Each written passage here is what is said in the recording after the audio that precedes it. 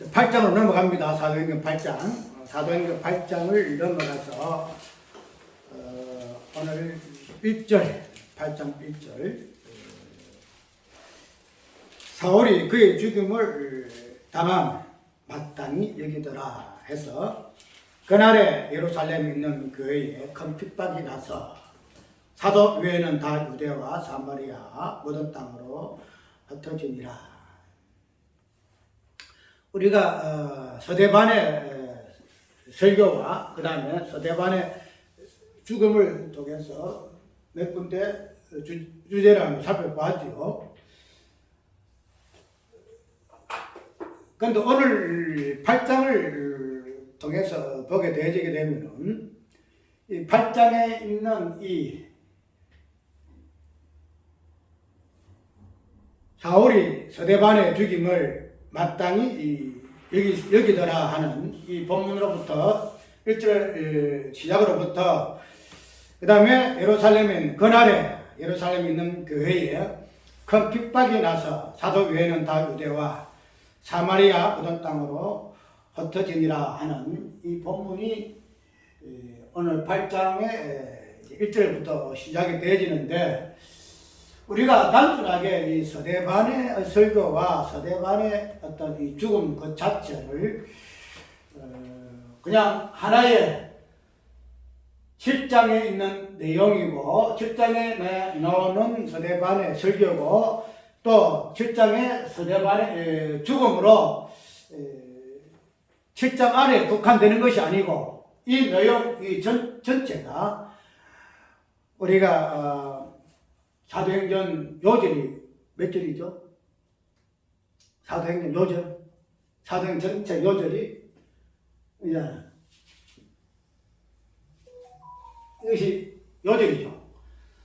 성령이 너희에게 임하시면 너희가 권능을 받고 유대와 사마리아와 땅끝까지 이르러 내 증이 될 것이다 하는 이것이 사도행전 1장 8절의 내용이에요. 그런데 이 요절의 말씀이 오늘 본문 속에서 8장 1절에서부터 시작된다는 거죠. 이 보니까 예루살렘에 큰 핍박이 나서 제아들만 제외하고는 다 흩어져 버려요. 어디로 흩어져요? 유대로 흩어지고 사마리아 흩어지고 보면 땅끝까지 땅끝으로 다 흩어져 버려요. 그럼 그러한 본문의 말씀이 어디에서 기초하고 있는가 하면은 1장 초두에 어떻게 설명하고 있죠? 사울이 누구의 죽음을? 서대반의 죽임을 마땅히 여기더라 이렇게 이야기하고 있어요. 그로 인해서 즉 서대반의 죽음을 통해서 뭐가 일어나요? 사도행전 1장 8절에 요절의 이 내용이 지금 시작되는 거예요. 시작. 그래서 내가 아까 이야기대로 단순하게 서대반의 죽음을 사도행전 7장의 어떤 내용으로만 국한시키지 말고 사도행전 전체의 내용이 요절이 1장 8절의 내용일 것 같으면 그런 요절의 말씀이 서대반의 죽음을 통해서 8장에서 또 시작이 된다는 거예요. 그렇게 되게 되면은 우리가 단순하게 사도행전 1장 8절의 그 내용과 그 다음에 8장 1절에 나오는 이 서대반의 죽음을 통해서 예루살렘 큰 핍박이 일어남으로 말미암아 많은 지하들이 흩어짐을 당하는 이 내용 그 자체를 사도행전에 있는 이 내용으로만 국한해서는 결코 안 된다는 거야.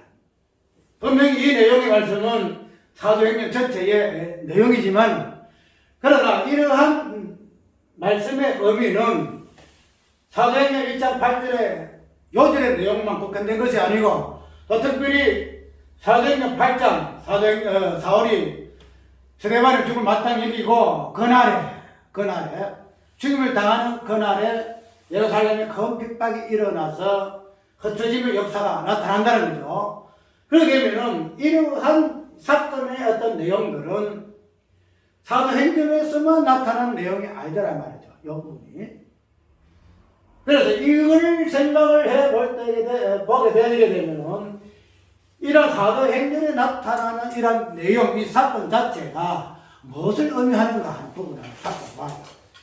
다시 우리가 사도행전을 보게 되면은 증거하는 정인의 내용으로 우리가 이야기하죠. 딱 끝까지로 내 정리되리라 하는 이런 내용으로 우리가 사도행전을 1장 8절 5절을 우리가 이해를 하고, 그 다음에 사도행전 전체의 내용을 예수 그리스도를 증거하는 정인의 사역으로 우리가 이해를 많이 하잖아요. 그런데 이 사도행전에 나타나는 이러한 사건과 이 내용의 의미는 단순하게 이 사도행전에 있는 이 사건과 전인의 내용으로만 국한되어 있지 않다는 거죠. 이 부분이 어디에 또 나타나요? 아까 마태복음 26장에 읽을 것 같으면은 서가라스에 있는 26장 32절에 우리가 내가 다시 한번 읽어볼게요. 어떤 내용으로 되어 있는가 하면은, 내가 목자를 치리니 양의 떼가 흩어지리라 하였느니라. 그러나 내가 살아는 후에 너희보다 먼저 갈릴리로 가리라. 이 말씀하고 있죠. 이 사건은 복음서에 있는 사건이죠. 복음 사건이고 그 의미 자체가 예수께서 십자가에 달리실 때에 모든 제자들이 흩어지는 그러한 의미를 지금 설명하고 있다는 거죠. 목자를 칠 것이다. 목자를 칠 때에 어떻게 된다? 양떼들이 다 흩어질 것이다. 이런 말씀으로 마태복음에 기록되어 있다는 거죠. 오늘 왜 제목을 구원과 구원이라 한일 사도행전에 있는 그 내용하고 상반된 제목이에요. 사도행전에 있는 이 내용이, 특별히 8장에 있는 이 내용이 무슨 놈의 구원과 상관있는 내용인가? 이렇게 보게 되면은 이 구원과 구원이라는 이 내용 자체가 뜬금없는 거예요. 완전히 그냥 이 부분에서 찾아볼 수 없는 의미다 이 말이죠. 예를 들면은 사도행전 그 자체가 정인의 사역이기 때문에 우리가 무엇을 증거할 것인가 하는 그런 내용으로 되어 있는 것이 사도행전의 전체 내용이기 때문에 이런 사도행전 전체 내용을 통해서는 정인의 사역을 살펴보고 무엇이 정인의 사역인가 하는 것을 끄집어내는 것이 사도행전에 해석하고 주술하고 설교하는 뭐랄까 그렇기 때문에 그런 부분에서는 구원하고는 상관없지요. 구원은 어디에서 있어? 복음서에 있는 내용이잖아. 복음서에 있어서 예수께서 어떻게 33년 동안 공생을 하시고 사역을 하시고 어떻게 십자가에서 죽으셨는가 하는 이 부분을 다루는 것이 복음서잖아요. 그래서 거기에서 우리는 구원의 의미를 밝혀내잖아요. 특별히 예수께서 십자가에 달리시고 부활하시는 이 사건을 우리는 구원의 핵심으로 보잖아요. 그런데 이 구원의 핵심으로 보여지는 이 사건 속에서 서가라스에 기록되고 예언되어 있는 그 내용, 목자가 7일이 목자를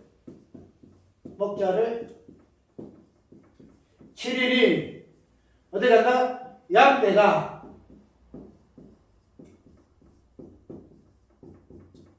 흩어진다.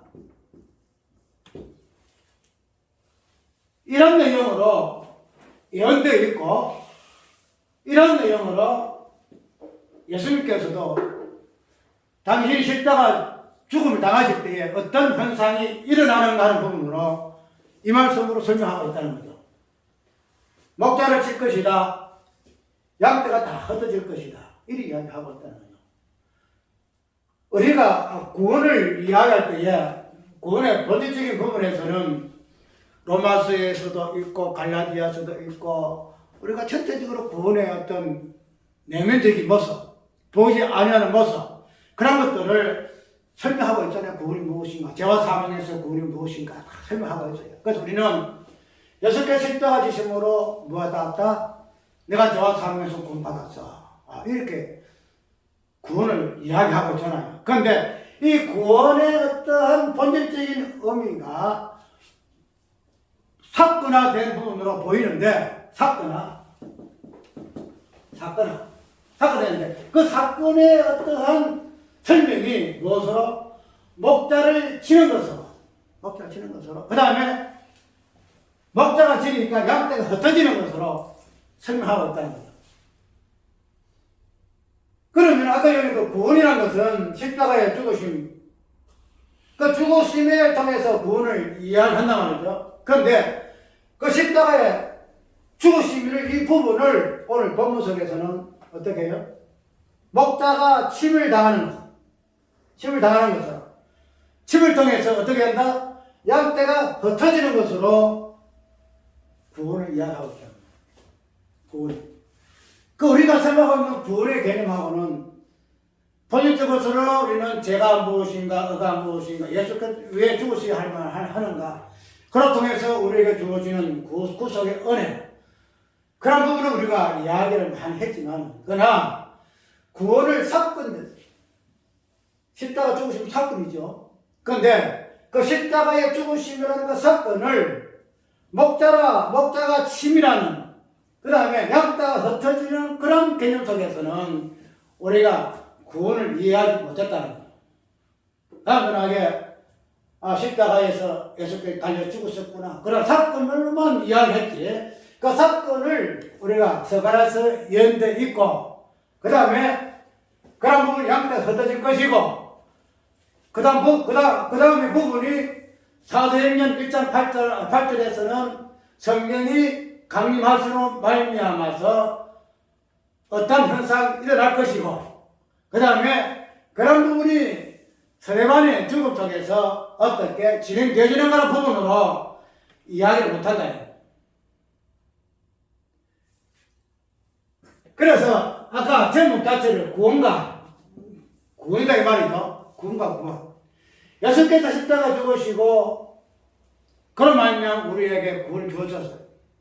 그런데 그 구원이 사도행전에서는 또 어떻게 나타나는가 하면은 1장 8절에 있는 요절의 말씀과 오늘 사도행전 8장에 있는 스데반의 죽음에서 나타나는 그 현상 속에서 구원이 드러나더라는 거죠. 내가 왜 이 설교를 하는가 하면은 우리가 이 구원이라는 이 개념 자체를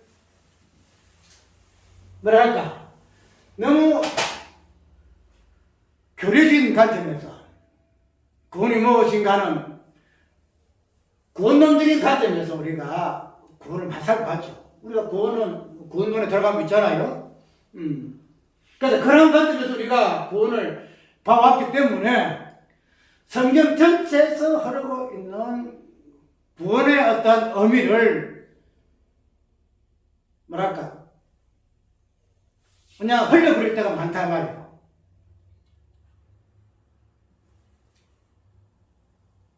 우리가 이 사도행전을 단순하게 정인의 사역으로 이해하잖아요. 정인의 사역으로. 그렇기 때문에 이 정인의 사역으로 보게 되게 되면은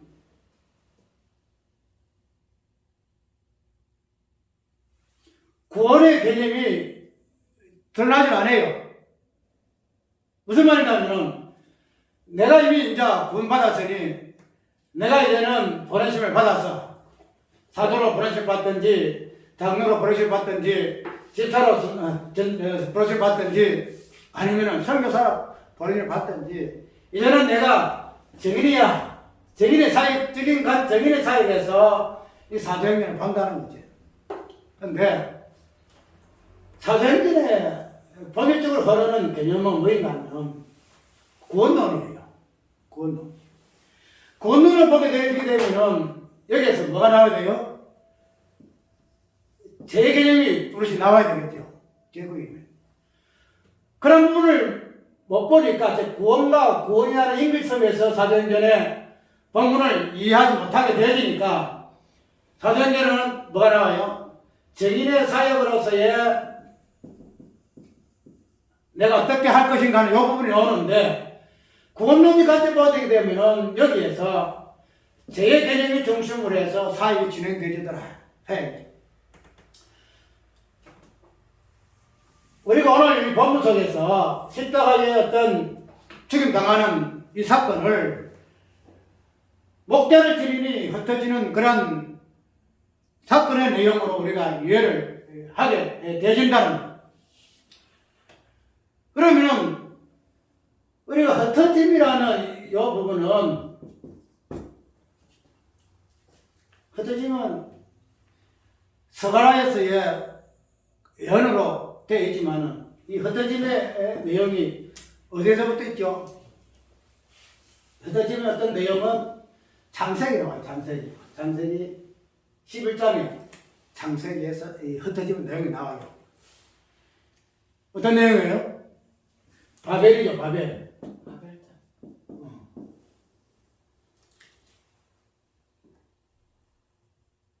일단 목자가 흩어짐이라는 이 개념을 한번 정리를 하고, 자, 이 목자가 침을 당한다는 이 개념은 뭐 때문에 목자가 침을 당하죠? 목자가 지금 예수님이 십자가 달리시기 전에 베드로가 확신하죠. 나는 다 모든 사람이 다 주를 부릴지라도 나는 주님을 부리지 않겠습니다. 이렇게 자신하고 막 컨설방송 치는 그 본문 앞에 나와요. 그걸 중심으로 해가지고 그들이 예수님을 따라서 목자를 따라다니는 그 이유가 뭔가 하면 저걸 이야기했죠. 3년 반 동안 그들이 항상 주장하는 것이 내가 높니 이거거든. 내가 니보다 더 높아. 그 나는 좌회전이야, 나는 우회전이야. 베드로의 장부도 그랬잖아. 주님이 하나님 나라에 올라갈 때에 우편에 앉게 해주세요. 좌편에 앉게 해주세요. 항상 이거 가지고 지하에서 내가 높니. 그래서 예수님을 따라다니는 그 목자, 그 의미 자체가 뭐인가 하면은 흩어지기를 싫어하는 거예요, 흩어지기를. 너 싫어해. 우리가 바벨 통에 보면 우리가 흩어짐을 면하자. 흩어짐을 통해서 무엇이 일어나요? 흩어지게 되면 결속이 깨어지잖아요. 조직이 깨어지고 서로가 같이 힘을 모아서 어떻게 하고자 하는 이 계획 자체가 무산되는 것이 흩어짐에 대해 개념이에요. 그렇게 되면은 이 흩어짐이라는 이 자체가 무엇을 의미하면 우리는 흩어지기 싫다. 우리는 예수님을 중심으로 해서 좌회전 우회전 할 것이고 예수님이 만약에 왕이 될 것 같으면 우리도 동일하게 왕의 대접을 받을 것이야. 섬김을 받고자 하는 인간의 속성이 하나님같이 섬김을 받고 싶다. 하나님같이. 바벨도 그러잖아요. 우리 이름을 내고 하늘에 높이고 그래서 하나님같이 되고자 하는 그러한 인간의 그 죄성이 흩어짐을 면하고자 하는 그 마음속에 있다 이 말이죠. 그러면 제 아들이 예수님 끝까지 따라다니는 이유가 뭐죠? 예수님 십자가에서 죽기 전까지는 우리는 예수님과 함께 이 땅에서 방문할 것이다. 그거에 대해서 열망을 가지고 있었고 그걸 중심으로 해서 제 아들이 뭉쳐있다 그죠? 그런데 목자가 침을 당하죠. 목자는 어떤 존재예요? 양의 우두머리. 목자는 양의 인도하고 그런 존재잖아요. 양을 위해 목숨 바치는 존재고. 그러면은 목자가 왜 침을 당할까? 목자가. 양의 무리들이 흩어짐을 면하고자 하는 그런 속성을 가진 양이야. 그러면은 목자는 그 양의 머리다 이 말이죠. 양의 머리. 양의 머리가 목자예요. 그러면은 목자가 침을 당한 이유가 뭐예요? 흩어짐을 면하고자 하는 양의 모든 재성을 뒤집어 쓴 자가 목자예요. 그러니까 십자가 줬잖아. 그 하나님께서 이 목자를 치는 거예요. 목자를 치니까 어떻게 해요? 그런적으로 양때 흩어지지. 이 목자 우리 목자가 아니네. 우리가 그냥 허상을 따라다녔네. 지금 오늘날 예수 믿으면은 망하겠네. 뭐 잘 될 줄 알았지만은 잘 되면 개뿔, 잘 되는 고사하고 그냥 망하긴 망하네. 이런 식으로 이해가 되더라고요. 그러니까 어떻게 돼요? 추종하던 모든 무리들이 흩어진다는 거야. 흩어져.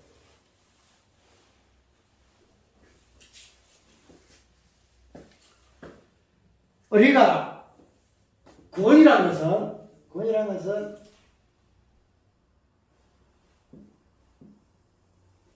흩어짐의 이러한 사건이 드러나야 이것이 구원이에요. 구원. 흩어지기 싫어하는 이 속성, 이 재성이 목자가 짐을 통해서 흩어져야만 흩어져야. 목자를 시도 계속 따라다니게 되면은 죄가 없겠죠. 왜? 목자가 죽임을 당하는데 그 죽임을 당하는 목자를 보고 나도 죽임을 당해야 돼. 나도 목자와 같이 십자가에 죽어야 돼. 이런 마음을 가졌을 것 같으면은 뭐 하겠어요? 흩어질까요? 안 흩어질까요? 흩어지지 않아요. 끝까지 간다는 거예요. 그런데 흩어짐을 면하고자 하는 이 재성이 있기 때문에 목자가 죽임을 당하게 되면 흩어져요. 그래서 뭐가 나오는가 하면은 흩어짐을 면하고자 하는 그 재성이 무엇인가? 제가 드러나게 되더라. 내가 드러나게 되더라. 우리가 바벨탑에서 흩어짐의 시작을 보게 되어지는데 하나님이 이 바벨의 어떤 흩어짐을 이야기하는 부분은 뭐인가 하면은 그런 창세 후에 어떠한 새로운 세상에 시작하는 이 부분 11장은 8장에 노아 홍수 이후로부터 쭉 나오잖아요. 8장, 9장, 10장 그래서 11장을 중심으로 해가지고 그 다음에 뒤에 보게 되면 셈의 역사가 나와요. 셈은 누구예요? 예수 그리스도 계리잖아요. 나와요. 그래서 이 바벨이라는 이 흩어짐의 어떠한 의미를 통해서 하나님께서는 그 흩어짐의 그 재성, 그 부분들이 마지막에는 셈의 족속을 통해서 그 흩어짐이 그 족속을 역사를 통해 가지고 그 재성을 드러내고 마지막에는 셈의 족속이 아브라함, 그 다음에 아브라함의 자손인 예수 그리스도 여기까지 이르러서 그 흩어짐의 그 의미가 어떻게 십자가에서 성취가 되어지는가 하는 부분을 바벨이라는 창세기 11장의 그 내용을 통해서 미리 보여주는 내용이 말이에요. 그래서 아까 내가 이야기대로 구원이라는 것은 어떤 창세기면 창세기, 출애굽이면 출애굽, 아니면은 신약에 와서의 각권의 말씀 속에서만 제한되어 있는 것이 아니고 성경 전체의 내용이 그러한 내용으로 되어 있다라고 보면 돼요. 그래서 바벨에서부터 시작한 그 흩어짐이 의미, 그 개성이, 그 다음에 예수께서 십자가에 죽으시는 그 사건을 통해서 그 재성이, 그 다음에 사도행전에서 나타나는 그 사건을 통해서 그 죄성이 어떻게 드러나고 구원이 이루어지는가 하는 부분으로 성경은 이어지고 있다고 우리가 이해를 하면 된다는 거죠. 내가 왜 이 이야기를 하는가 하면은 우리가 구원을 아까 이야기한 대로 예수님의 어떤 십자가 사건에서만 구원을 이야기하잖아요. 그걸 이야기하게 되면은 뒤에 나오는 이 내용들은 구원의 다양한 어떤 모습들을 드러내는 것이라든지 아니면 사도행전에 나오게 되는 이런 정인의 사역이라든지 이런 내용으로 우리가 각 권의 어떤 본문들을 통해 가지고 설명한다는 거죠. 그런데 그런 모든 이 내용 사건 속에서의 흐름 무엇인가 하면 구원은 무엇인가 하는 부분으로 흐름이 지속되고 있다고 이거는 이해를 하면 된다는 거죠. 그러면은 우리가 이때까지 구원은 예수 그리스도의 십자가에서만 완성이 되었다 이렇게 이야기하잖아요. 그런데 그 뒤에 사도행전으로부터 시작해 쭉 나중에 보여지게 되면은 이 구원의 의미가 사도행전 1장 8절에서는 성령의 오심의 주사역으로, 그 다음에 사도행전 8장에서는 서대반의 죽음을 통해서 시작하는 것점으로 시작하는 부분으로 이야기하고 있다는 거죠. 무슨 말이냐면은 복음서의 구원의 성취가 신약에서 특별히 사도행전에서는 그 부분을 시작의 관점에서 이야기하고 있다는 거죠. 시작이라는 관점에서. 그러게 되면은 우리가 이 구원의 성체적인 복음의 관점에서만 딱 끊어지게 되면은 아까 이야기한 대로 그 뒤의 내용은 구원과는 별 상관이 없어요. 내가 이미 구원받았어. 그러면 이제 내가 이렇게 살아야 돼. 이런 부분으로 이야기 되지더라 이 말이죠. 그런데 그 부분이 믿고 범수도 구원이고 선수도 구원이고 이런 관점을 보게 되게 되면은 구원이라는 이 성취적인 관점을 보험스러움만 딱 끊을 수가 없다 이 말이에요. 딱 끊지 않게 되어지게 되고 그 다음에 스리스의 모든 그 내용 그 부분까지도 우리가 연결시켜서 볼 수 있게 되지더라 말이에요. 내가 왜 이 이야기를 하는가 하면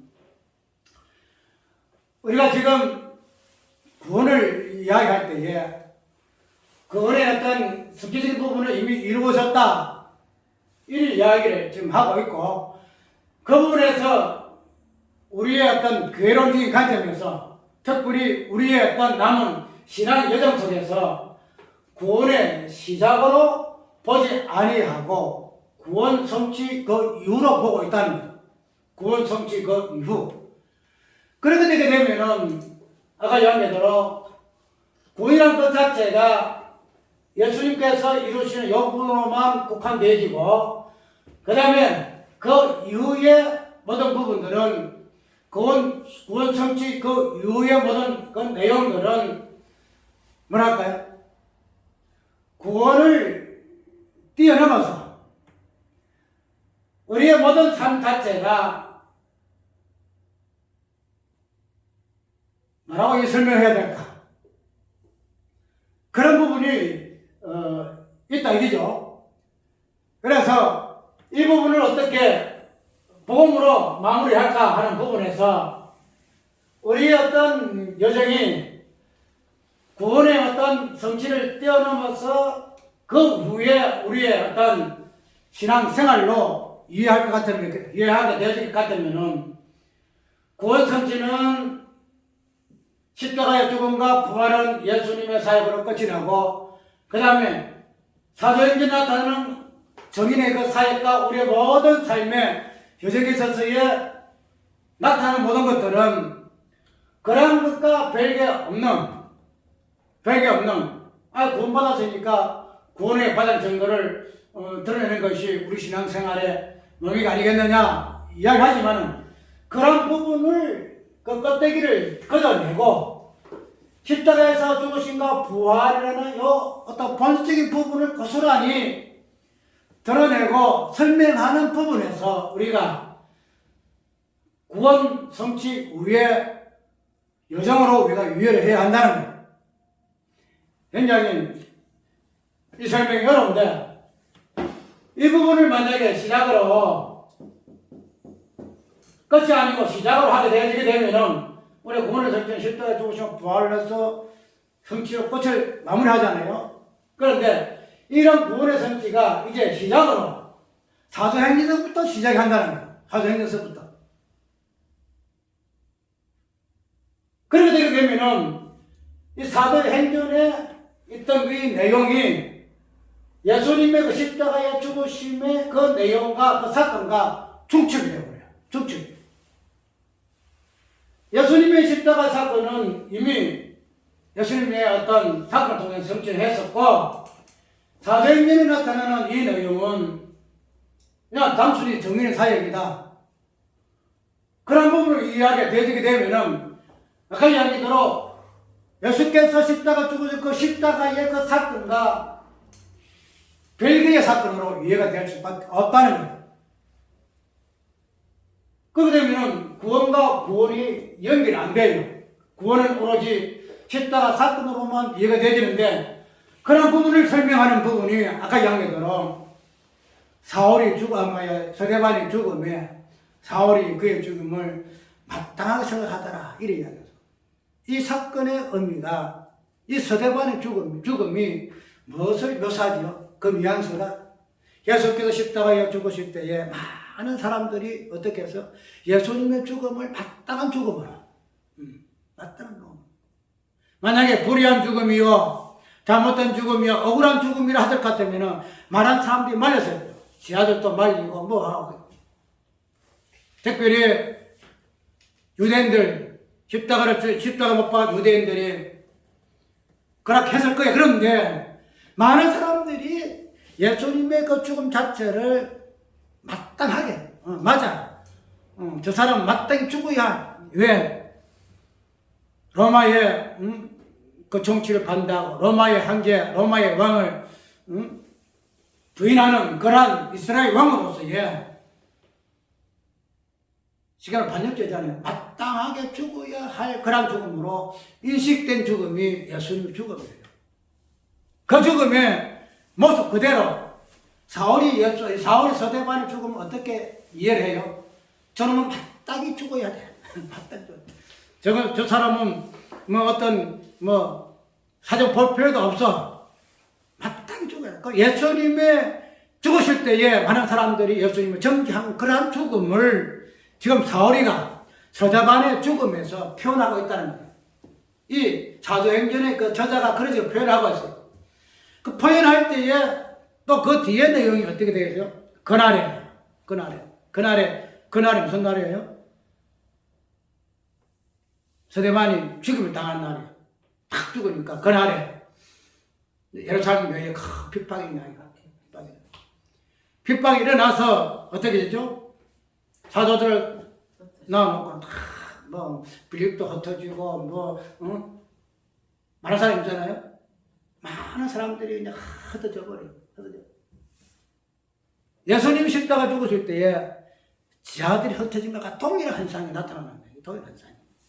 그렇게 되면은 우리가 단순하게 이 유대와 땅끝과 이런 정이 되리라 하는 그 흩어짐의 어떤 배경을 그런 식으로 유의하지 말고 십자가에 달려 죽으실 때에 목자실 때에 제자들이 어떻게 흩어지게 하셨는가? 그 목자심을 당하는 그 이유가 어디에 있었는가? 흩어질 수밖에 없는 그 제자들의 모습이 무엇을 보여주고 있는가?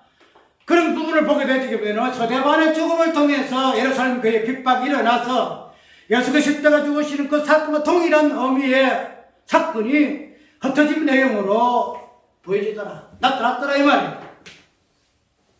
그렇게 되게 되면 우리가 단순히 흩어짐의 사역을 성령이 임하시면 내가 권능을 받고 예루살렘을 사마리아와 유대와 땅끝까지 흩어져 내게 증인이 되리라 하는 이 말씀을 단순하게 증인의 사역으로만 이해할 수가 없다는 거예요.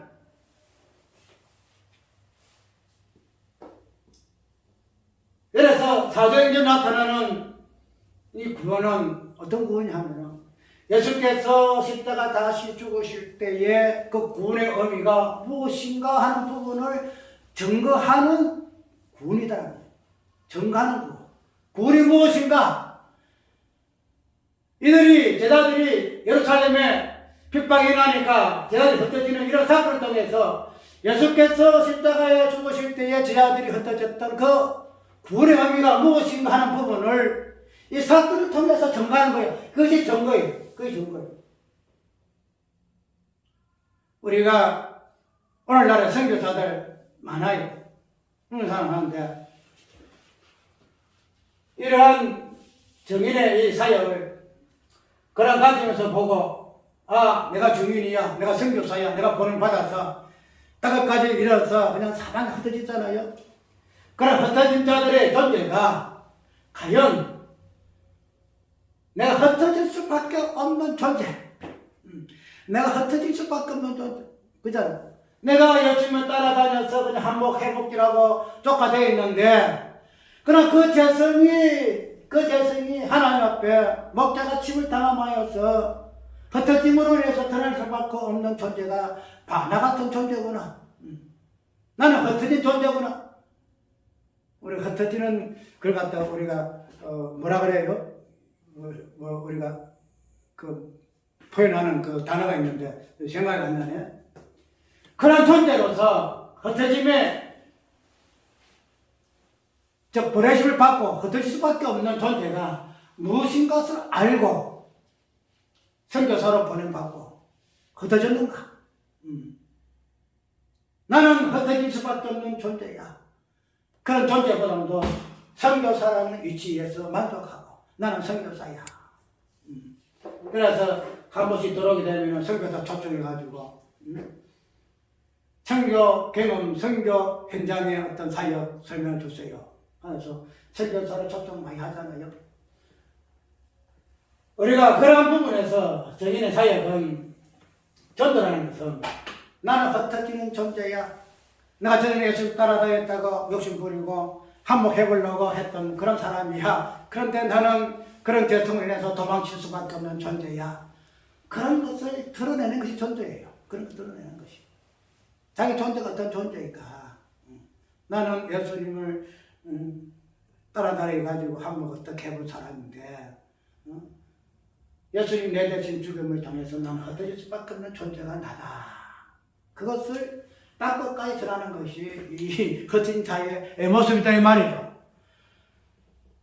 그러면 아까 얘기대로 이제는 이 부분들이 시작의 의미에서 의미가 있죠. 이게 시작이에요, 시작.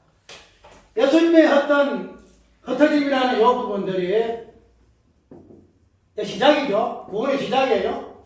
그러면은 이 흩어짐이라는 이 사건 자체가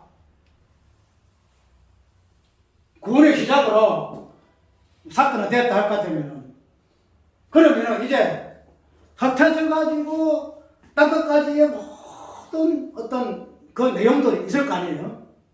내용들이 흩어짐 사건부터 해가지고 로마서 4장 8장 28장까지 내용 나오잖아요. 그 흩어짐의 사역의 의미지만은 내용들이 사탄아들이 하나 드러나잖아요. 바울이 어떡하고 뭐 베드로 어떡하고 뭐 다 나오잖아요. 그런 것들이 이제는 뭔가 하면은 구원의 시작으로 해서 구원의 여정이에요. 구원의 여정. 그걸 우리가 다른 말로 표현할 것 같으면은